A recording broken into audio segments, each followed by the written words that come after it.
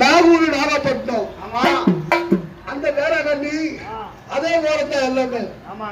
அதே சேர்த்து நாகூர் நாகப்பட்டினம் அதே வழிதான் பாத வழிதான் அந்த பாதை ஆமா அந்த பாதை வழி கடந்து அங்க வராரு அங்க பார்த்தீங்கன்னா ரொம்ப பேர் வந்து அந்த அரக்கன் பூராயில சொல்லக்கூடிய அரக்கனை அவதி போடுறாங்க. அப்பா என்ன விஷயத்தை கேட்டா பூராயிரம்